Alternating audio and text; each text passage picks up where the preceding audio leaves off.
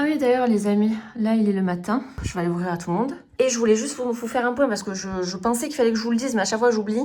Alors, je sais pas du tout si ça se verra au téléphone, ça se voit beaucoup mieux en vrai. Mais en gros, je vais vous décrire.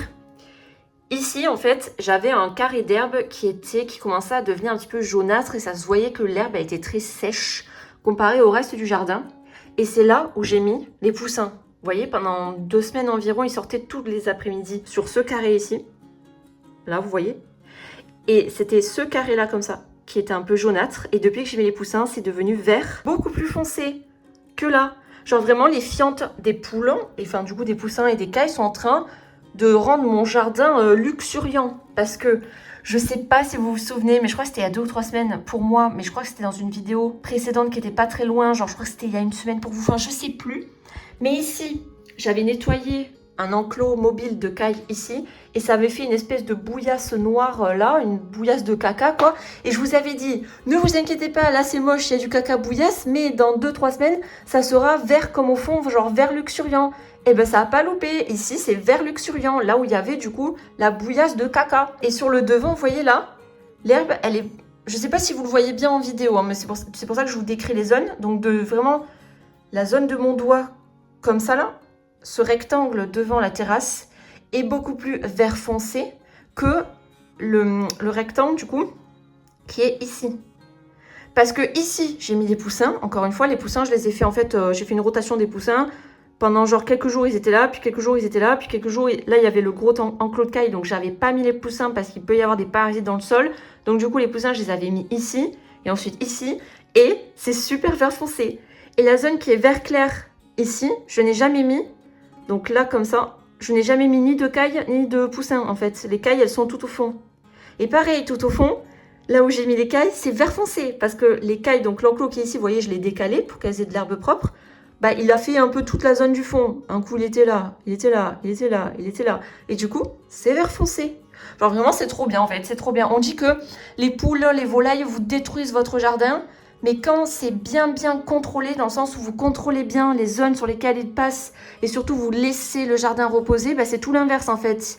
Ils rendent votre jardin luxuriant, ils lui redonnent en fait une seconde vie, une seconde jeunesse.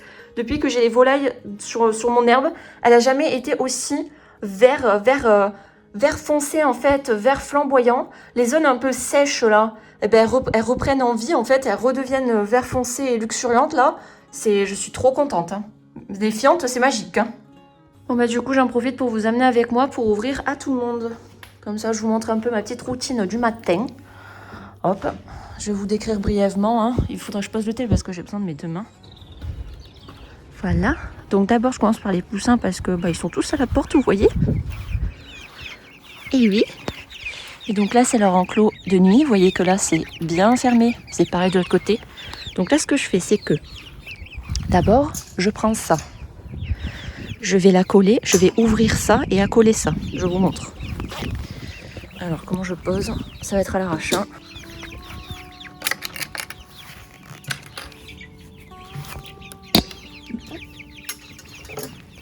Voilà. En fait, vous voyez, vu qu'ils ont peur. Attendez, je me dépêche. Donc, je prends ce bout, je la colle et ensuite, je lève ça et ils peuvent partir du coup dans l'enclos qui est grillagé. Ah, bah, c'est un fail. Il y a le petit poulet qui est sorti. Ne vous inquiétez pas, il va revenir. Bon, je me dépêche. Allez hop.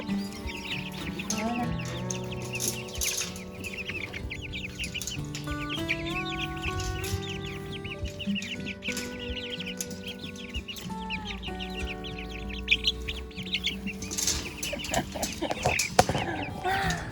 Oula, oula.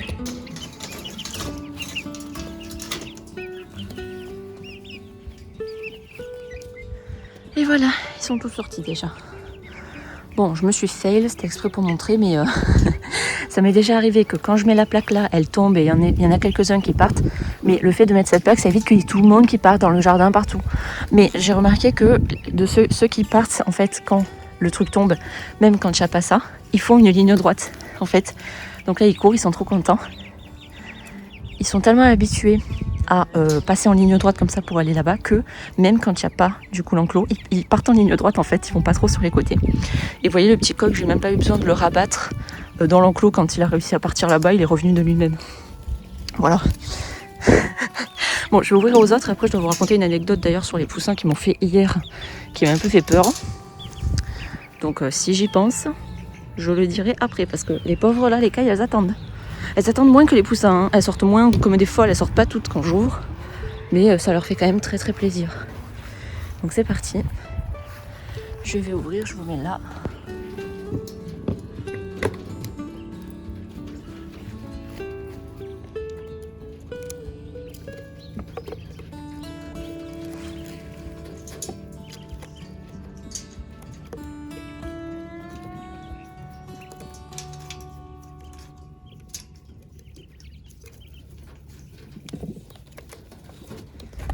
Vous voyez, chez les cailles, la sortie est plus calme. Hein. Il n'y a pas tout le monde qui sort d'un coup. Qu'est-ce qu'ils font là-bas? Ah, il y en a, il a trouvé une limace ou un truc là. Ça y est. Ouais, ou un asticot. Et lui, il monte là. Bon, je vous montrerai un peu les bêtises qu'ils font, mais globalement, ils sont très très calmes, très sages. Donc, je vous montrerai après. Donc là, il y a les demoiselles qui sortent. Et là, il y a un mâle qui essaie de cocher un autre mâle, vous voyez. Du coup, l'autre mâle, il fuit pour pas se faire cocher. Regardez là. C'est un mâle qui essaie de cocher un autre mâle. Mais du coup, quand ils font ça, les femelles sont un peu plus tranquilles et peuvent souffler, vous voyez. Parce que les mâles aiment des fois beaucoup plus cocher les autres mâles que les femelles. Bon. Allez, à eux. Voilà.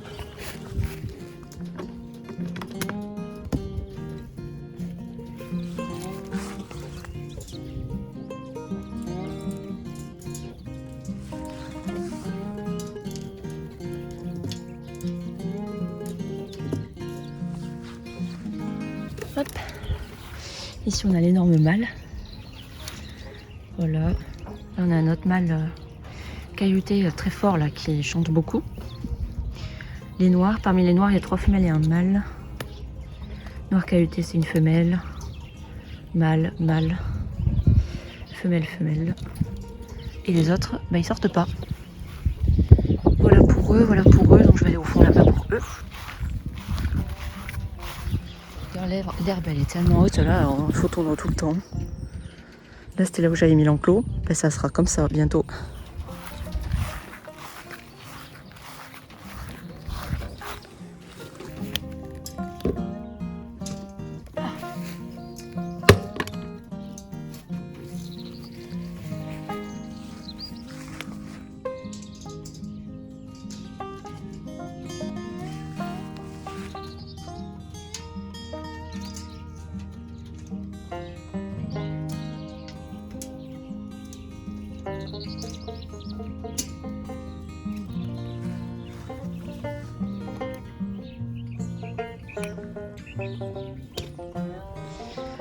Hop là, tout le monde sort. Ici, il n'y a qu'un mâle, c'est lui là. Voilà. Du coup, je vais aller voir les poussins pour vous expliquer. Alors. Donc, les jeunes coqs là, qui ont 5 semaines, c'est des bébés encore quand même. Eh bien, ils commencent... bonjour. Ils commencent à avoir du caractère. Je vous explique. Lui là, c'est un coq, hein, c'est bon, c'est sûr. Et le petit noir là, hier, ils arrêtaient pas de se foutre sur la gueule. Hein. Mais vraiment, c'est-à-dire qu'ils essaient de se battre, vous savez, en essayant de s'envoler avec les pieds vers le devant, là, comme ils font les coqs. Hein. Et après, il y en a, lui là, il chopait le petit noir par le cou. Et il aplatissait sa tête au sol. Il voulait vraiment le soumettre en fait. Il aplatissait sa tête au sol. Et il le faisait tout le temps. Tout le temps, il a fait pendant au moins 15 minutes. Et après, parce que lui, il se rebellait. Lui, après, il prenait la tête de lui et essayait de le platir au sol en fait. Donc c'était les deux qui faisaient ça, le petit noir et le petit gris. Coucou toi. Coucou toi. Et qu'est-ce que je voulais dire après? Attendez, je vais aller dans l'enclos avec eux. Comme ça, il n'y a pas le grillage. Je vous montre comment je rentre dans l'enclos tant que j'y suis. Et tout le monde me suit. Hop, donc je passe par là. Je lève le fil. Je mets ma gambette. Hop, je mets l'autre. Et c'est bon, je suis dedans. Voilà, ce sera mieux pour vous les montrer. Et donc du coup, lui et lui, ils se tapaient. Et lui, au bout d'un moment, donc lui, il se rebellait. Il essayait aussi de taper le gris. Le gris, il n'a pas lâché. Et au bout d'un moment, coucou toi. Et au bout d'un moment, lui, donc le tigre qui est parti là, oh, je me fais grimper sur le dos. Attendez, je vous montre. Je sais pas si vous voyez, mais il y a quelqu'un sur mon dos là. Ah oui, c'est qui? C'est le coq azur. Elle, c'est ma préférée, elle est trop mignonne. Donc du coup, il me perturbe tout cela. Regardez. Ils vont tous me grimper sur le dos là. Là, ils sont à 2 là. Putain. Bon, j'espère juste qu'ils vont pas me chier dessus, hein. C'est tout ce que je leur demande. Aïe. Je me fais griffer. Il y a tout le monde sur moi là. Tout le monde sur le cul là. Bon. Donc du coup, je disais, donc le petit noir au bout d'un moment. Que t'as? Il me perturbe là, j'arrive plus à parler. Donc le petit noir au bout d'un moment, il a abandonné en fait. Et du coup, il voulait plus se faire taper par lui. Donc du coup là, dès que lui essayait de le choper par le cou là pour le soumettre et tout, il partait en courant en couinant. Oula, là il y a ma préférée qui vient de monter sur la main. Putain, j'ai plus que une main de disponible. Et elle vraiment je l'adore, hein. C'est une femelle, je la garde, c'est sûr, à 200%. Ah putain. Non mais je vous jure. Bon, je sais plus quoi faire là. Il n'y a plus personne devant moi, ils sont tous sur moi là. Donc du coup je disais que le petit noir on avait marre de se faire taper par le petit gris. Donc du coup il partait en courant en couinant. Et là ça commençait à me faire de la peine parce que dès qu'il venait, le petit noir il se faisait taper par le petit gris. Donc du coup j'ai puni le petit gris. Donc ce que j'ai fait, c'est que j'ai pris le petit gris et je l'ai sorti de l'enclos en fait. Je l'ai mis dans l'air dehors. Comme ça pour qu'il se rafraîchisse un peu les idées. Et aïe. Et du coup, qu'est-ce qu'elle essaie de descendre là? Et bien elle se fait remplacer direct. Hein. Voilà. Et donc du coup, elle... Oula, je suis trop perturbée, hein, désolée. Donc du coup, je l'ai mis dehors. Et tout ce qu'il essayait de faire quand il allait hors de l'enclos, c'était de re-rentrer dans l'enclos. Donc c'est pour vous dire que ils partent pas dans tous les sens, ils font pas n'importe quoi. Si jamais je les sors de l'enclos, en fait ils veulent retourner dans l'enclos parce que c'est là où il y a les copains. S'il y a, oh là là, ils sont 2 maintenant. S'il y a tous les copains, et lui il vient de s'envoler là. S'il y a tous les copains du coup dehors, ils vont aller dehors. S'il y a tous les copains dedans, ils veulent aller dedans quoi. Ils suivent le groupe en fait. Voilà, c'est qui ça? Ça c'est la poulette azur ça. Et là on a la petite poulette soie. Et la poulette azur en train de me défoncer la manche. Voilà, qu'est-ce que tu fais toi? Là c'est le coq. La petite poulette qui a pris la place. Ah bah elle est revenue. Et vous entendez le petit bah c'est elle. C'est elle qui fait que ce bruit, je l'adore, elle est trop mignonne. Voilà, donc du coup je l'ai puni, le gris là, je l'ai mis là, genre 1 heure, je le surveillais, hein. Je le surveillais bien, je l'ai mis dehors du coup. Et ensuite je l'ai remis, et quand je l'ai remis, il s'était calmé. Il a laissé le petit noir qui est ici, tranquille. Et là vous voyez ce matin, ils étaient côte à côte, et ils s'en foutent. Donc j'avais peur qu'après, à chaque fois, il y ait vraiment cette agressivité envers le petit, qu'il se fasse défoncer, enfin qu'il se fasse blesser, j'avais peur. En fait non, c'était juste une rixe de hiérarchie parce que ce sont 2 coqs et qu'il fallait qu'il y en ait un qui établisse sa dominance sur l'autre. Je pense que ça a marché, le petit gris a... il dit ce qu'il avait à dire. Je pense que le petit noir il a bien compris parce qu'à chaque fois qu'il voit le gris il fait un pas de côté. Hein. Et voilà.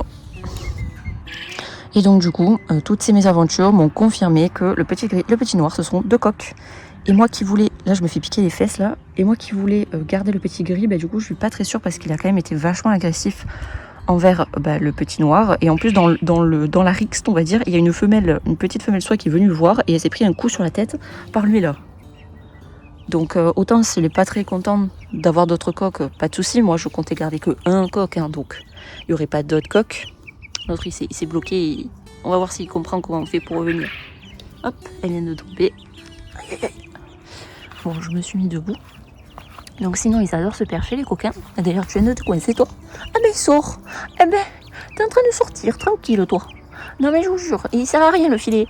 Il sert à rien. Allez reviens. Viens attends. Allez viens. Hé, pipi. Pipi. Bon, il va falloir que je l'attrape parce qu'il est en train de partir, je sais pas où là. Oula, il était pas content hein. Non mais je vous jure. Ah là là, c'est des enfants hein. Attendez, hop. Bon, je sais pas trop comment ça marche, ils aiment bien se percher là-haut, sauf que là-haut c'est là où il y a mon filet qui s'arrête. Et il faut pas qu'ils se prennent dans le filet parce qu'après ils savent plus comment sortir.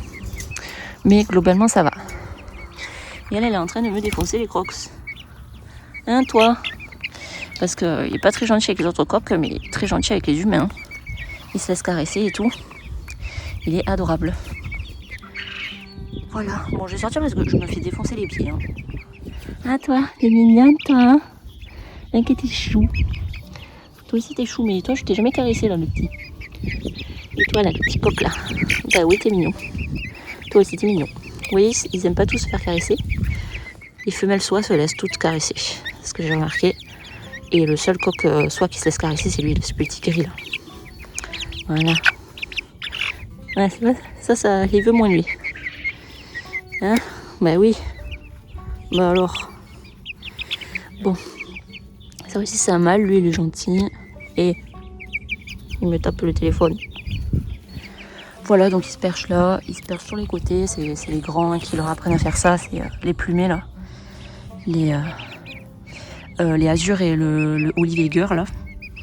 Voilà, mais vous voyez, lui là, qui est du coup un grand coq là, azur, il est très gentil. Hein. Lui, je l'ai jamais vu attaquer qui que ce soit. Il est vraiment très gentil. Hein. Donc je suis encore en train d'hésiter de quel coq je garde. C'est pas forcément un coq soie hein, que je vais garder. S'ils ont tous un sale caractère, peut-être que je garderai un coq de race classique, type lui là. Le olivier aussi, lui il est gentil. Hein. Et en fait, quand ils étaient en train de se battre là, le roux et le noir et le gris, les os, ils venaient se coller, comme quand on regarde une baston dans la rue là, ils venaient se coller, ils tendaient le cou. Lui, des fois, il avait les plumes du cou là, le camail là qui se hérissait, comme un coq, tu vois, qui cherche la bagarre quoi. Mais ils faisaient rien, juste ils regardaient et ça se voyait ils savaient pas quoi faire de leur couenne en fait, ils savaient pas quoi faire pendant la baston là. Ça les stressait, ça les dérangeait qu'il y ait une baston, mais ils ne savaient pas du tout comment gérer, comment les faire arrêter de se battre, en fait, les deux. Voilà. Donc c'est trop marrant. Ils étaient comme les gens qui regardent une baston, quoi. Vraiment, pareil. Hein. Voilà. Mais ça s'est calmé apparemment. T'es moins chiant aujourd'hui. Hein? Voilà. Bon, je vais sortir, parce qu'il y a le filet qui est tombé sur la petite, là. Oula, oula. Ah.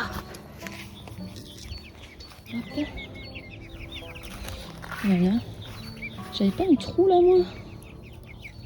Bon, je sais pas comment je me suis organisée, mais ça tient.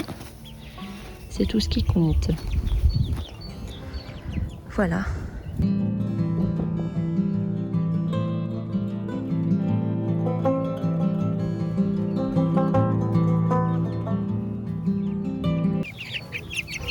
Et ils vont très bien.